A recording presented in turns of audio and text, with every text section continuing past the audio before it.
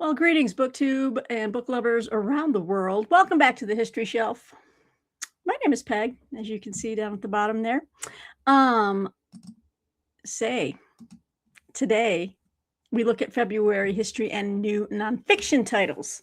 I am about 4 days late getting you this February preview. Just a little disclaimer for those of you who are new to the channel. I am a history nerd. I am a book reviewer. I am a YouTube host. I am an editor. And that's all outside of my day job. So you're probably wondering, how do you get these books, Peggy? Well, in my capacity as a book reviewer, freelance book reviewer, which I have been now for, about 6 years, 7 years now.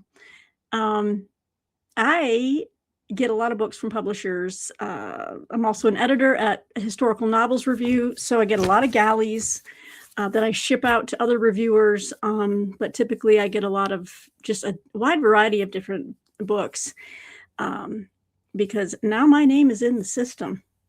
And I get lots of emails like, hey, well, you want to check out this book? You want to check out that book? And it's not just history too. There's a wide range of stuff. Fiction, nonfiction, could be politics, could be mysteries, thrillers, horror, but mostly the majority is history.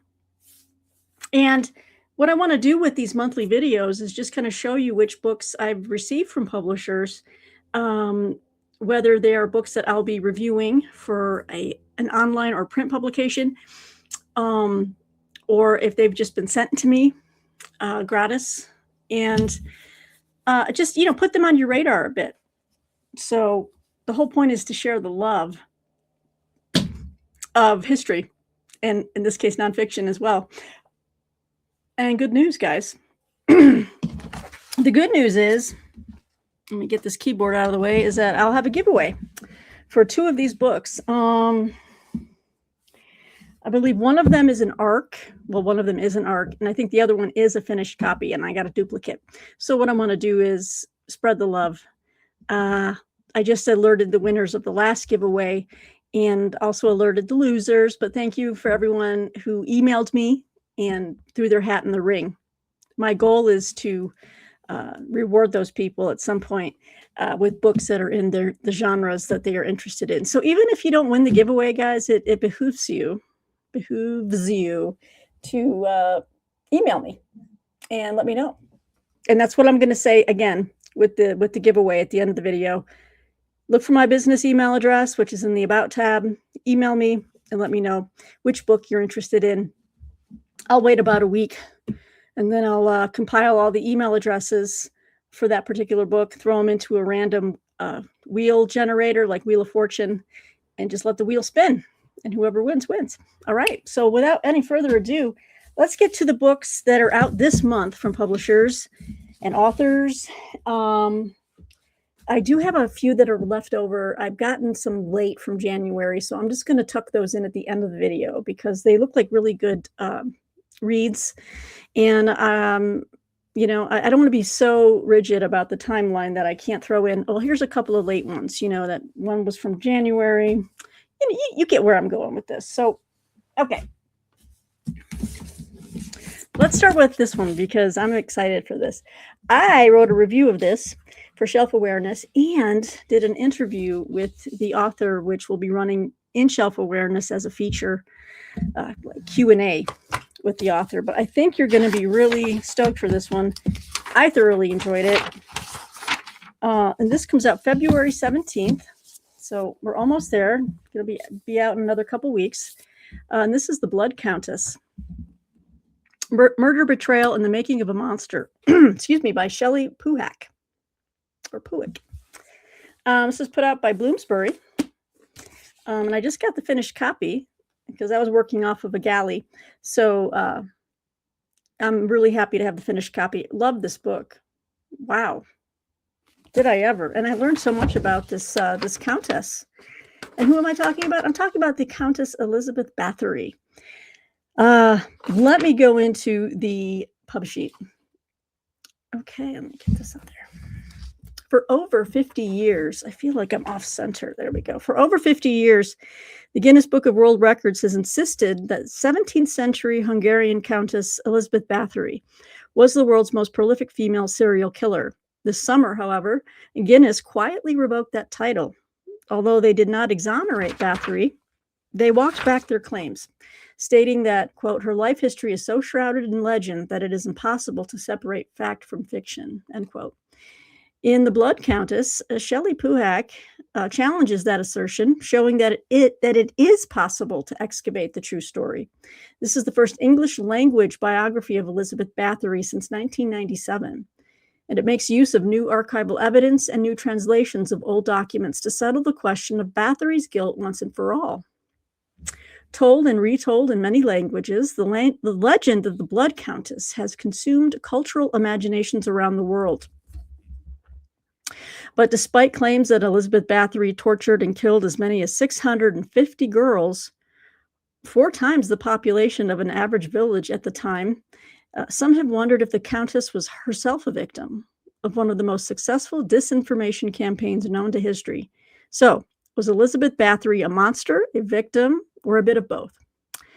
With the breathlessness of a whodunit, Shelley Puhak traces the Countess's downfall, bringing to life an assertive woman leader in a world sliding into anti-scientific, reactionary darkness, a world where nothing is ever as it seems. In this exhilarating narrative, Puhak renders a vivid portrait of a tumultuous time, revealing just how far we will go to destroy a woman in power. And this was a banger. That's all I can say. And that my review should be coming out in the next week or two. It's hard to say with Shelf Awareness. They kind of publish at their own schedule.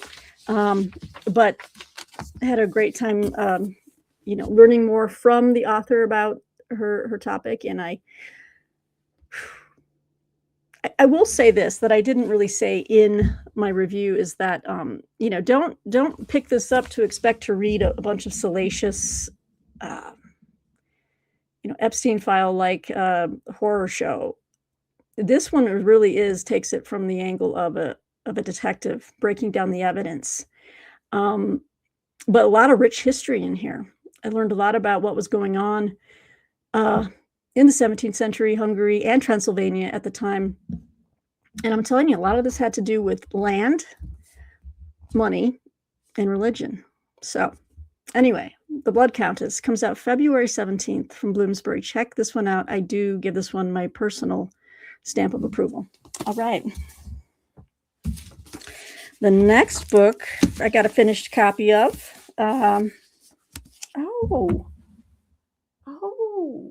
That's right. I have 3 books to do a giveaway for. So this is one of the ones where I have an advanced reader galley. If you're interested in an ARC, email me and let me know.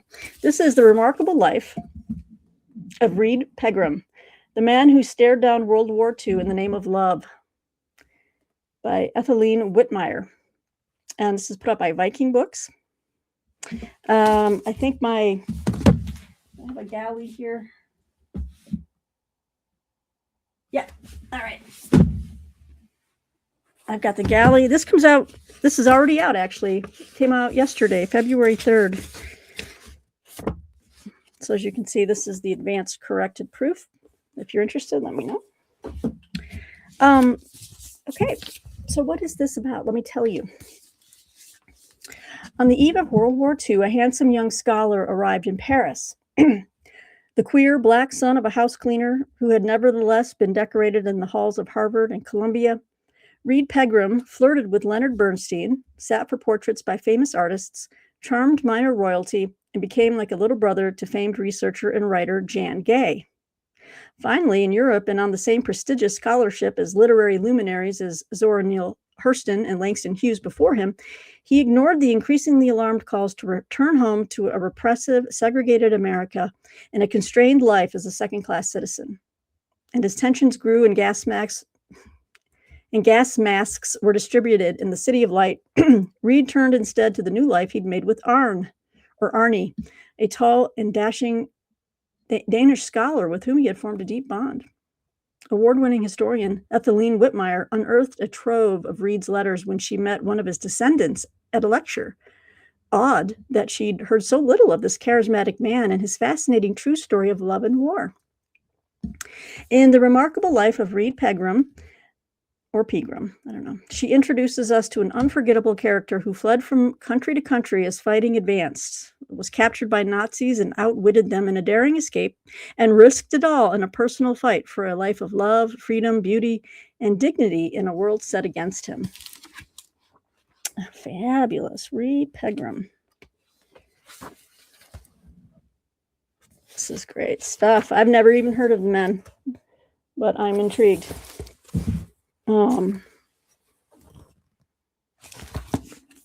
So this is out as of yesterday from Viking Books, The Remarkable Life of Reed Pegram. And I do have a galley that I can share if anyone is interested. So fantastic. Moving on. All right. Now this book is coming out next Tuesday, February 10th. And this is The Chosen and the Damned. I got a final copy here. Finished copy. The Chosen and the Damned, Native Americans and the Making of Race in the United States by David J. Silverman. And this is put out by Bloomsbury. Again, they are just upping their game with a lot of really awesome mainstream history titles. This year marks the 250th anniversary of American independence, and it's imperative we consider the integral role Indigenous people have played and continue to play in our national history. The Chosen and the Damned is a sweeping chronicle examining how white identity, defined against Native Americans, became central to American nationhood. From Professor David J. Silverman, the award-winning author of This Land is Their Land. Oh yeah, I have his book. A genocidal struggle for America unfolded over the course of generations, shaping the social, political, and cultural arrangements that sustained America's racial divisions. Euro-Americans developed a sense of superiority, racial identity, and national mission of, quote, being chosen, end quote. They claimed that Indians were damned to disappear so whites could spread Christian civilization. Indigenous people countered that the Great Spirit had created Indians and whites separately and intended America to belong to Indians alone. Silverman traces Indian-white racial arguments across 4 centuries, from the bloody colonial wars for territory to the national wars of extermination justified as manifest destiny, from the creation of reservations and boarding schools to the rise of the Red Power movement. He also reveals how Indian identity contributed to Native Americans' resistance and resilience as modern tribal people, even as it has sometimes pit them against one another on the basis of race. So this book ultimately seeks to redress the absence of Indigenous people in histories of race in America, which is so true. We focus a lot on, and as well that we do, Black, slavery and racism from the African American perspective, but it's also really important to remember our Native Indigenous peoples. So this book is coming out, like I said, next week, February 10th. And I've always really been interested in Native American history, so I'm looking forward to reading this one. And yeah, I forgot to mention. Are you interested in that one? Because guess what? I've got an untouched galley of this one. So I'm looking, this one is also the other giveaway book. Sorry. I guess I'm mixing them in and not saving them till the end, but hey, just make a note if you're interested.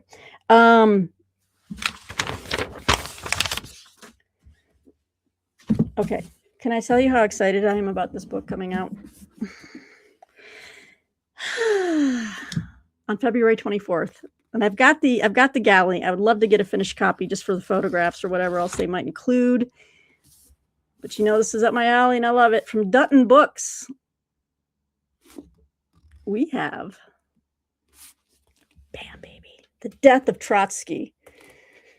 The true story of the plot to kill Stalin's greatest enemy. This is so a topic I just drop everything for and just dive into because I love just Russian history and I love reading about these wackadoodle Bolsheviks. I mean, it's great fun. And this is by Josh Ireland. This is coming, like I said, from Dutton Books on February 24th. Well, let me read you the back here. On August 20th, 1940, Leon Trotsky invited a man he knew only as Jacques Mornard into his study.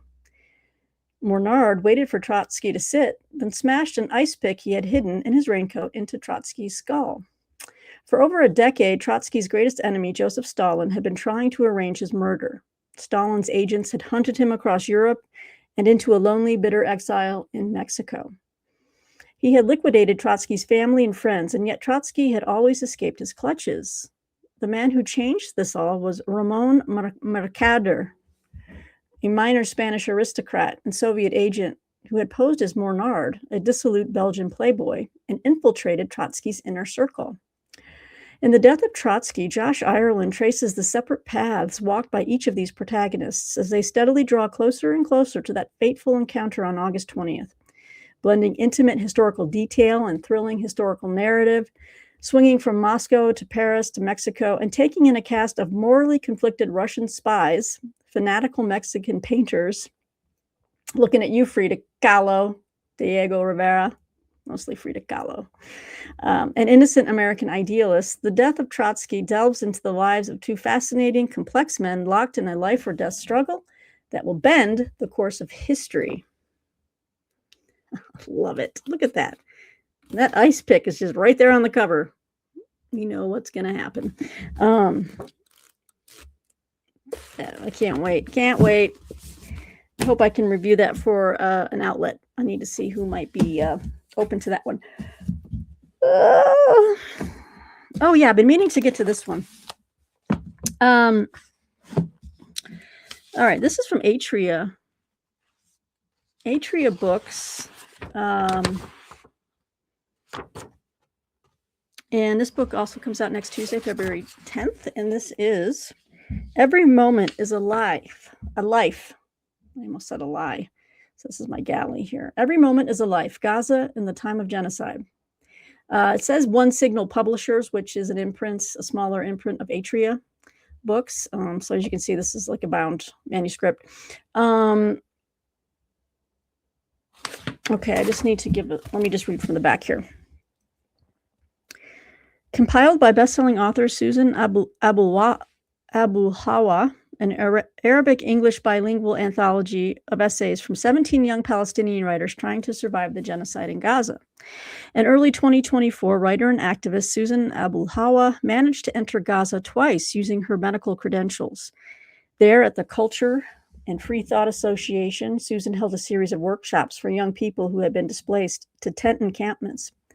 The lives of all participants were marked by unrelenting Israeli violence and extraordinary loss of home, family, safety, education, electricity, and all the structures of life. They'd fled from place to place as Israel's colonial violence swirled around them, complete with food and water insecurity and constant threat. Still, despite the bitterness of life in tents and the dangers of travel, they came together to share in the refuge of writing and community.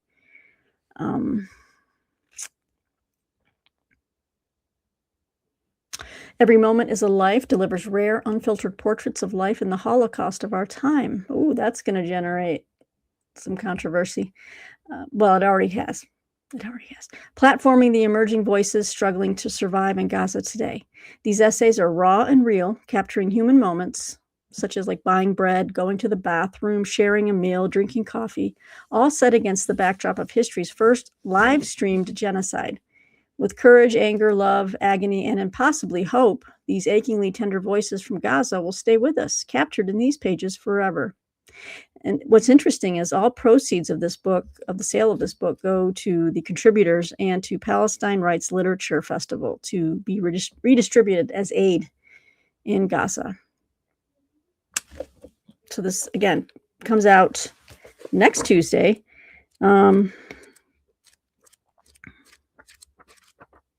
Interesting.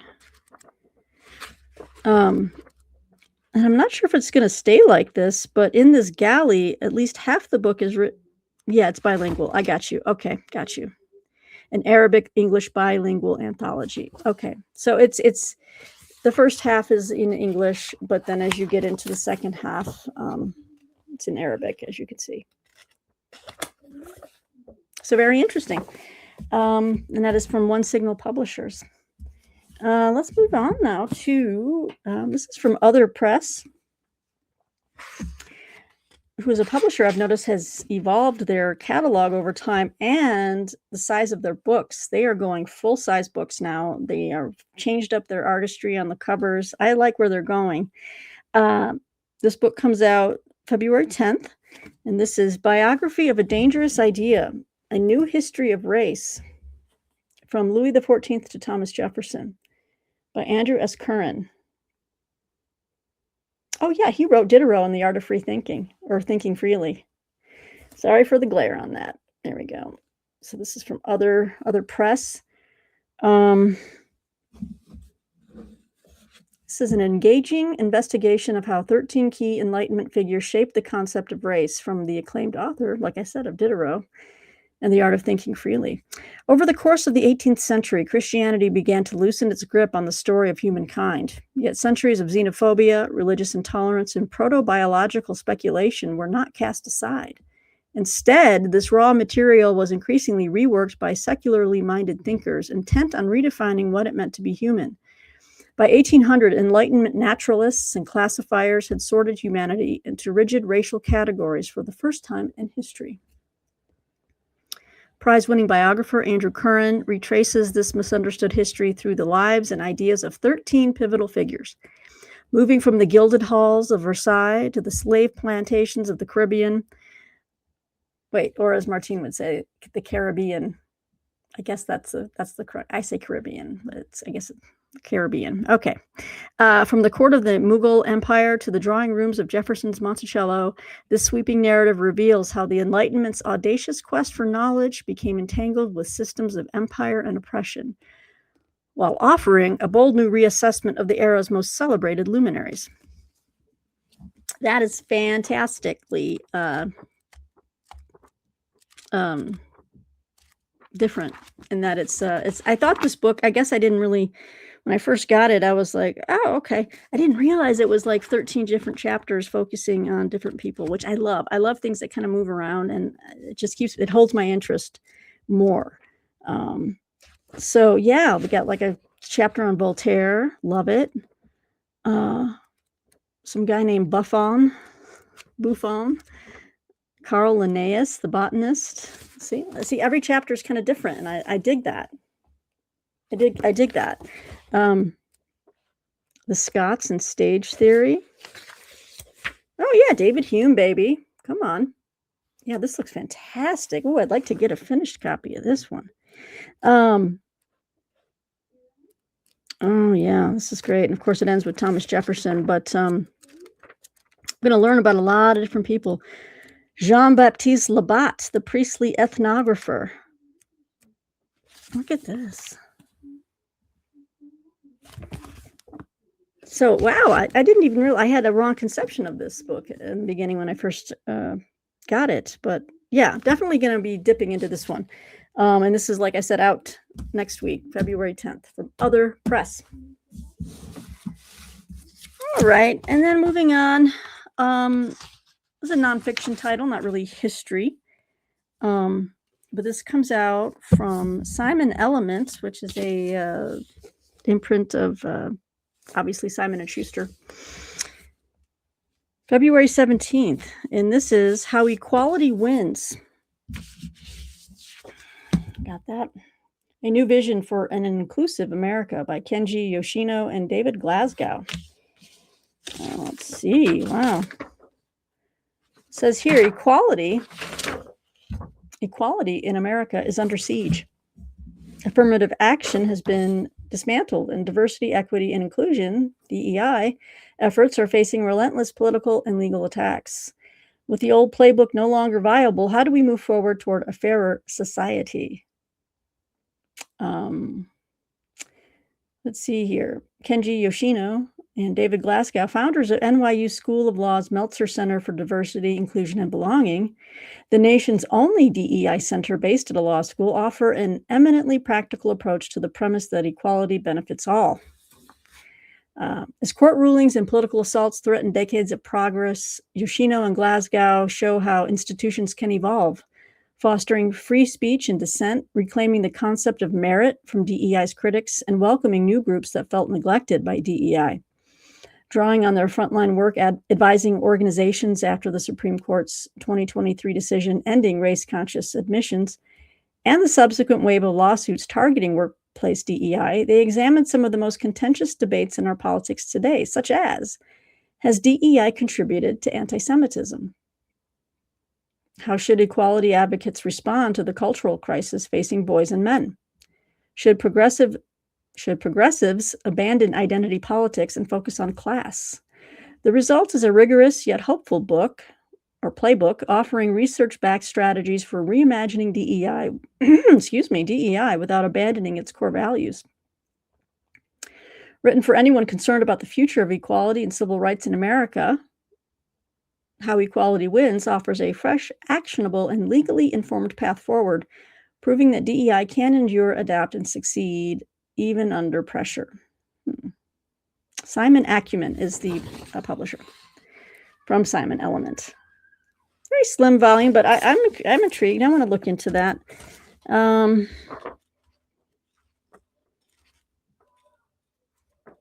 Yeah, this actually reads like something I could read for work purposes too. So perfect. I'm glad to have that. I'm going to take a look at that. All right, we're going to move on. And this is a University Press book. This is from Bison Books, which is an imprint of University of Nebraska Press.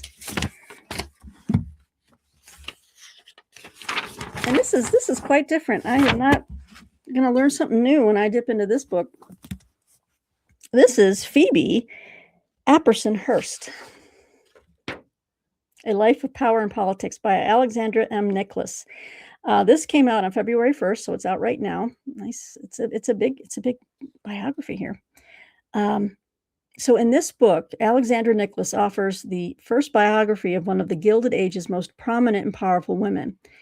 A financial manager, businesswoman, and reformer, Phoebe Apperson Hearst was one of the wealthiest and most influential women of the era and a philanthropist, almost without rival in the San Francisco Bay Area. Hearst was born into a humble middle-class family in rural Missouri in 1842. She died a member of society's urban elite in 1919. Most people know her as the mother of William Randolph Hearst. I was wondering how she was related to the Hearst clan. She's the mother. She's the mother of William Randolph Hearst, the famed newspaper mogul, and as the wife of George Hearst, a mining tycoon and U.S. senator. By age 48, however, after her husband's death, Hearst had come to control the family's extravagant estate, demonstrating intelligence and skill as a financial manager. Supporting urban reforms in the Bay Area, across the country, and around the world, Hearst gave much of her wealth to organizations supporting children, health reform, women's rights, higher education, municipal policy formation, and urban architecture and design. She worked to exert her ideas and implement plans regarding the burgeoning progressive movement and held many prominent positions, including as first woman regent of the University of California. This biography tells the story of Hearst's world and examines the opportunities and challenges she faced as she navigated local, national, and international corridors of influence, rendering a penetrating portrait of a fascinating and often contradictory woman. So, yes, that's fantastic. Yeah, the wife of George Hearst, the mother of William Randolph Hearst, and all that she did with her, philanthropic efforts. I love it. I'm going to learn a lot about the Hearsts overall from this book, I think, too. So this is out now from Bison Books. Check that out if it is of interest to you. Especially if you're in the San Francisco Bay Area, you probably have heard her name quite a bit, I would assume. All right. Oh, yes, let's get to this book. This one I know we have reviewed for the new February issue that just came out of Historical Novels Review, where 10% of our reviews are for nonfiction, for history. And so this is one of them that we are running a review on. But here's a finished copy of Starry and Restless. Wow. 3 Women Who Changed Work, Writing, and the World by Julia Cook. And this is also by, no, this is out from Farrar, Straus, and Giroux. And this is, when did this come out? Well, I got a finished copy, but it's coming out at the end of the month. So roughly February 24th. Keep it. My dogs are barking. Someone is delivering packages at the door. I can hear them through the door barking. Hopefully you cannot. Let me see. This pub sheet goes on for a long time. Let me go in here. She hid on a Red Cross boat to reach Omaha Beach on D-Day. She walked the abandoned streets of Hong Kong to take food to her daughter's father, a prisoner of war. She fought off the advances of overzealous Yugoslavian diplomats, found overlooked details of world history in a dentist's kitchen in Sarajevo. She traveled alone to Mexico. She traveled alone to Congo. She traveled alone to the American South. She married Hemingway. She married a Chinese poet, playboy, publisher, then married a British war hero. She fell in love with H.G. Wells. She gave birth and raised a child on her own. She landed on the front page of the newspaper. She wrote for the great magazines of her time, Vogue, The New Yorker, Harper's Bazaar. She wrote a play. She wrote a memoir. She wrote a genre-breaking travel narrative. She wrote bestsellers. She wrote and wrote and wrote. She changed the very way we think about writing and the way journalists craft stories, which sources are viable, which details are important, and the way women move and work in the world. She was Martha Gellhorn. She was Emily Mickey Hahn. She was Rebecca West. Each woman was starry-eyed for success, for adventure, and helped ensure that other starry and restless women could make unforgettable lives for themselves. They fought for their lives and their work. They were praised and criticized for it all. In language as lively and nimble, in passages as intimate and adventurous, and with conviction as fierce and indefatigable as her subject's own, Julia Cook's Starry and Restless plays out the stories of three women across 3 decades and 5 continents. Martha, Mickey, Rebecca, journalists, authors, mothers, lovers, friends. These women didn't just bear witness to the great changes of the 20th century. Their curiosity, grit, ambition, and stories changed the world. Oh, doesn't that sound great? And of course, lots and lots of photos in the middle. Boy, these women did a lot. I'm going to feel like a small change when I read this and be like, I haven't done anything. Starry and Restless by Julia Cook, out from Farrar, Straus, and Giroux on February 24th. I can't wait to sink my teeth into this one. All right.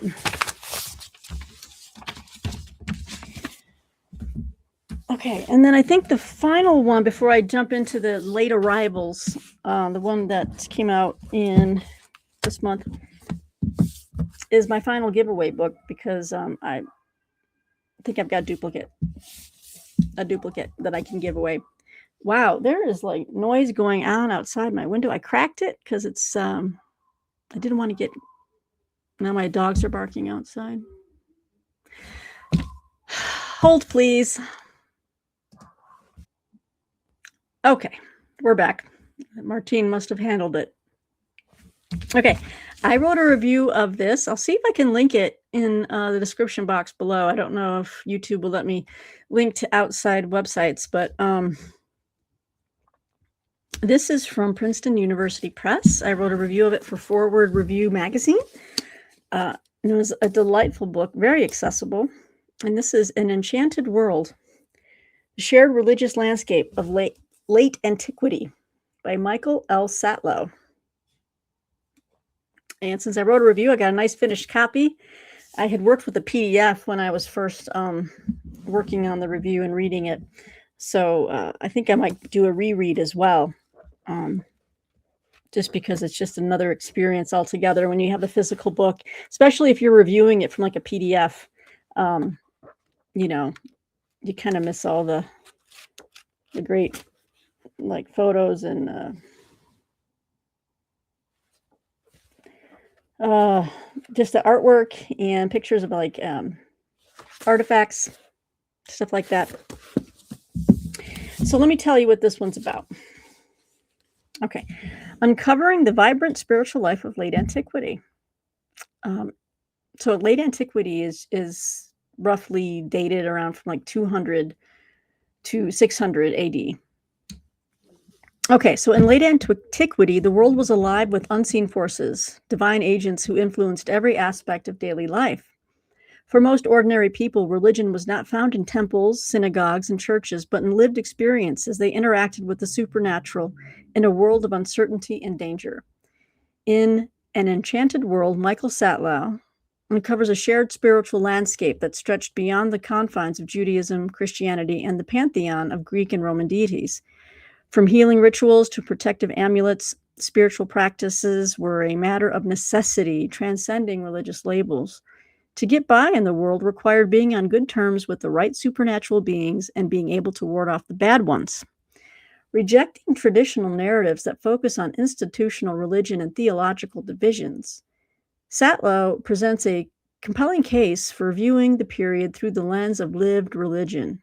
This was not a religion of abstractions formulated by rabbis and priests, but an enchanted world populated by divine beings who had as much, if not more, agency as any person. Drawing on archaeological evidence, historical documents, and a rich trove of magical texts, Satlow vividly reconstructs how ordinary people lived in a world that crackled with the energy of the supernatural. I love that they use that word, crackled. His account reimagines the spiritual history of late antiquity, centering shared human fears and aspirations and challenging preconceived notions about religious boundaries. With An Enchanted World, Satlow offers a fresh perspective on a transformative period, one that has much to teach us even today about the role that spirituality can play in the secular world. And in fact, I'll be posting on social media a picture of this book and linking to my review in Foreword reviews. So, but let me see, when did this book come out? I thought maybe I had that tab open to tell you. I don't. It's out this month, I think. It is. I just don't know which date. I think it might already be out. So anyway, An Enchanted World. Okay, there we go. An Enchanted World by Michael Satlow. Now I have a duplicate. So if this is of interest to you, find that email address in the About tab and email me. All right. And I enjoyed that book. Let me just say, it was accessible. You just have to be interested in the topic to kind of really understand where he's going, what he's going for there with the lived religion versus like institutional stuff. It's very spiritual. It's very spiritually based, and focuses a lot on some of the rabbinic writings later on. How the rabbis came into play, like when they said magical texts. Well, and also, by the way, the bibliography is very robust. So you've got more to read there if you want to keep exploring. But I'll just point you to my review because I don't want to, cannibalize that.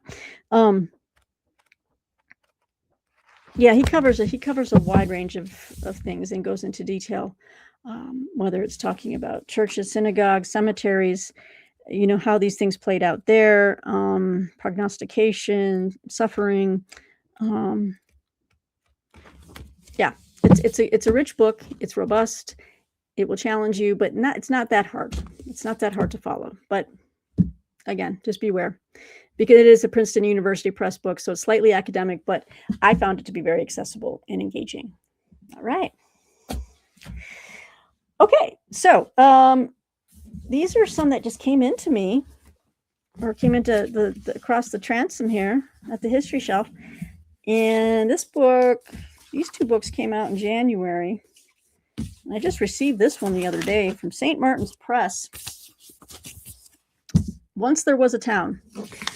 The Memory Books of a Lost Jewish World by Jane Ziegelman. Very interesting. I got to remember that. I'm working on some lighting in the background, guys, so just hang with me. By the close of World War II, 6 million Jews had been erased from the face of the earth. Those who eluded death had lost their homes, families, and an entire way of life. Their response was quintessentially Jewish. From a people with a long history of self-narration, survivors gathered in groups and wrote books. Yizkor books, remembering that all that had been destroyed. And Jane Zieglerman's Once There Was a Town takes readers on a journey through this largely uncharted body of writing and the vanished world it depicts. The book resounds with the voices of rich and poor, shopkeepers and tradespeople, scholars and peddlers, Zionists and communists, men and women telling stories of the towns that were their homes. Stops are made in the bustling market squares where Jewish merchants catered to local farmers, study houses where men recited Torah, kitchens where homemakers baked 20-pound loaves of bread, cemeteries where mourners conversed with departed loved ones, and wooded groves where young couples met for the occasional moonlight tryst. Of the many towns on Zieglerman's itinerary, she always circles back to Lubumel, her family's ancestral shtetl, and the point of departure for her own journey of discovery. Fabulous. And it's a small little guy here. Look at this slim little, but this looks great. This is In Conversation with Classics by I.B. Singer and Roman Vishniak. Once There Was a Town is a landmark of rediscovery and a love song to a vanished world. So thank you, St. Martin's Press, for sending me this. I will definitely take a look. So I'm sharing it now with my viewers, in case this appeals to any of you out there, just so you know. This book is, when is it coming out, or did it already? It already did, because I said it came from January. This was out in January 20th, so it's very new. All right. And then I had to look this one up, because I don't have the pub sheet. But this is from Bloomsbury. It came out in, I think, later January. And this is Greek to Us, the fascinating ancient Greek that shapes our world, by John Davy. Foreword by Harry Mount.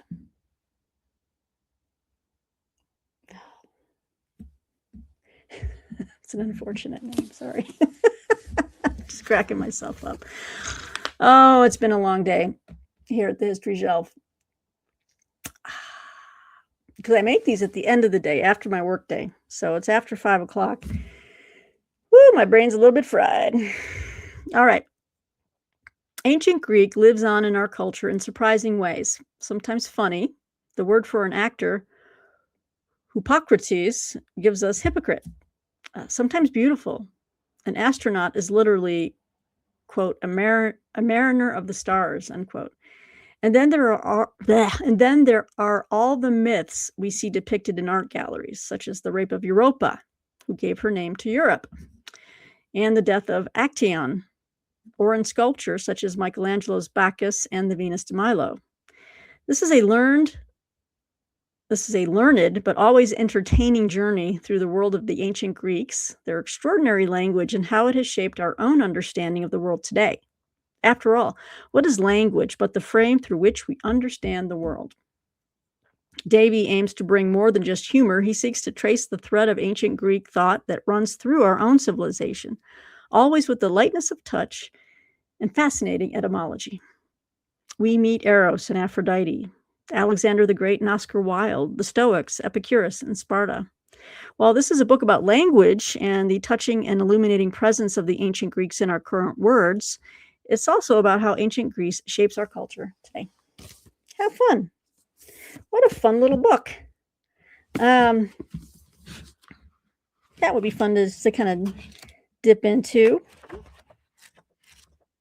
Yeah. Yep, got a section on love and friendship, goes into like the homosexuality and all that kind of stuff too. So Greek to Us by John Davy, out now from Bloomsbury.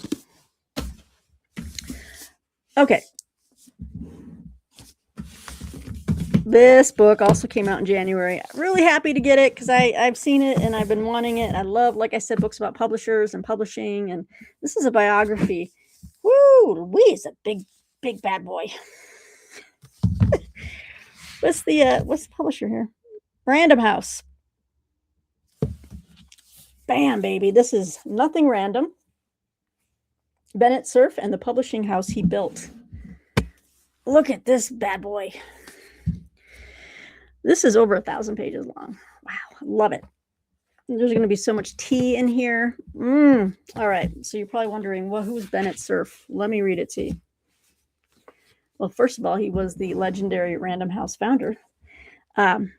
Okay, so at mid-century, everyone knew Bennett Cerf, witty, beloved, middle-aged panelist on What's My Line, whom TV brought into their homes each week. But they didn't know the handsome-driven, paradoxical young man of the 1920s who had vowed to become a great publisher and, a decade later, was. By then, he'd signed Eugene O'Neill, Gertrude Stein, and William Faulkner, and had fought the landmark censorship case that gave Americans the right to read James Joyce's Ulysses. With his best friend and lifelong business partner, Donald Klopfer, and other young Jewish entrepreneurs like the Knopfs and Simon and Schuster, Cerf remade the book business. See, this is like this is my métier, baby. This is what I love it. I love it. Cerf remade the book business, what was published and how. In 1925, he and Klopfer bought the Modern Library and turned it into an institution, then founded Random House, which became a home to Truman Capote, Ralph Ellison, Ayn Rand, Dr. Seuss, Toni Morrison, and many more. In the 1960s, he had the vision to buy Knopf, Pantheon, and other firms, but couldn't foresee all that bigness would bring. Even before TV, Cerf was a best-selling author and columnist as well as publisher. The show supercharged his celebrity, bringing fame but also criticism. A brilliant social networker and major influencer before such terms existed, he connected books to Broadway, TV, Hollywood, and politics. A fervent democratizer, he published, quote, so these are in quotes. He published high, low, and wide. And from the roaring 20s to the swinging 60s, collected an incredible array of friends from George Gershwin to Frank Sinatra, having a fabulous time along the way, I bet. Using interviews with more than 200 individuals, deeply researched archival material, and letters from private collections not previously available, Nothing Random brings Bennett Cerf and his world and time to vibrant life, drawing book lovers inside, laying open the page on a quintessential American original. I'm really looking forward to this one. I love reading about writers, publishing houses, the business of publishing, signing writers. All that kind of stuff I just geek out on. So I'm so super stoked to get a review copy of Nothing Random by Gail Feldman from Random House. So like I said, this was a late arrival, but never too late. This came out last month. Okay. And then one more book. Oh, we're gonna finish before the 50-minute mark? Maybe, probably not. This was a late arrival too. This came in way before January. But I've been wanting to read it. This is from Harper Horizon Books. This came out in September last year, so I somehow missed this book. But this is The Last Adieu. Lafayette's Triumphant Return, The Echoes of Revolution, and the Gratitude of the Republic by Ryan L. Cole. It's like I said, it came out in late September. Let's see here. In the summer of 1824, I'll slide over here to give room for the book. In the summer of 1824, the aging Marquis de Lafayette, defeated politically and distraught over the fate of liberty in Europe, set sail one last time from France for America after an absence of 40 years. Across the sea waited a nation transformed. 13 colonies were now 24 states, stretching from the Atlantic coast to the Mississippi River. The number of Americans had more than tripled. Their industry and creativity had ushered in... I can't speak today, guys. I really apologize. Their industry and creativity had ushered in a new era of individual prosperity and civic improvements. But progress brought worries. Shocks, an economic collapse, a crisis over the westward creep of slavery, foreshadowed a new political age, increasingly democratic and impassioned. The presidential election of 1824 was a precursor to this era. It was fought among four men and was so bitter and divisive, some observers wondered if it heralded the end of the Union. all while the Declaration of Independence neared its 50th anniversary and the first generation of Americans passed on, leaving a second to lead their great experiment in liberty into the uncertain future and stirring tender nostalgia for the revolution and its quickly vanishing stars. Chief among them was Lafayette, the last living major general of the Continental Army. Great. When he arrived at last in August 1824, the old hero met once more with the young republic. One of the greatest celebrations in American history followed. Citizens put aside their differences and rallied together around the spirit of their revolution, rejoicing over the return of the nation's guest, as Lafayette was called. For 13 months, Lafayette traveled thousands of miles, reaching every state in the Union, and met with parades and delirious crowds. The nation was spellbound by their benefactor. And Lafayette was overjoyed and stunned by the nation's growth and advances, all made possible by the freedom he had fought for long ago. The Last Adieu narrates Lafayette's farewell tour, capturing both its spectacular pageantry and emotional impact, not only from Lafayette's perspective, but through eyewitness accounts and recollections of the everyday Americans who participated in the great celebration. Co-starring the swarm of fascinating characters Lafayette encountered across the American landscape, elderly founding fathers, populist politicians, idealistic reformers. This is not simply the record of an incredible journey, but a panorama of a rising America and a chronicle of a time when, as Lafayette wrote, memories of its revolution came back to life and its citizens were united in gratitude to the men who had won it. I've read another book about this farewell tour. I'm trying to remember. It's about, oh gosh, how many years? Maybe about 4 years ago. I'm trying to remember who wrote it. I really enjoyed it. Lafayette was such an interesting guy. I really like Lafayette. So I look forward to reading this. This is going to be great.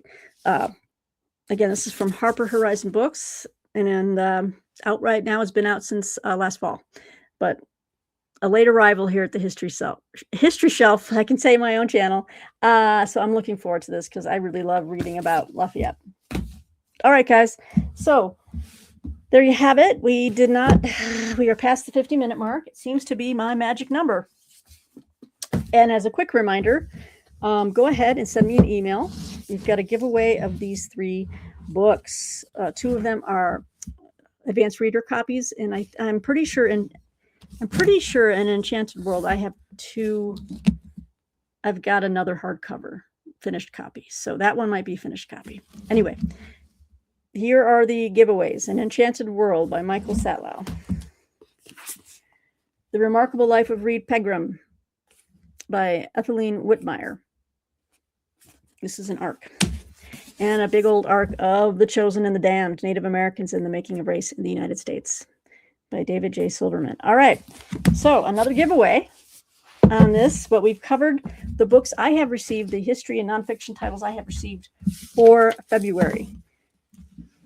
And all of you out there have spoken loud and clear that you would like me, the majority of you said you would like me to keep history and nonfiction separate from any fiction titles I received. So I'm going to be putting together some fiction, new fiction that I've received, spanning a wide variety of categories. I'll just start doing those separately for you guys. Okay, so that will be a future video very soon because I've got a big pile of fiction. So let's get it. Let's get it on. All right. It's been a day, guys. I'll let you go. Yep. It's another winner. It's another banger, as they say, as the kids say. Bye. There goes my neighbor. She's Anyway, thanks for joining me here on the History Shelf. I am going to be getting some LED lights or something back there. It's too dark. I need to be showing off those books for you guys, especially in the evenings. Let me see. That's me. That's Peg at the History Shelf. Come back soon for another video, guys. Hope to see you soon, and take care out there. Hope you're having a good night. All right. Bye-bye.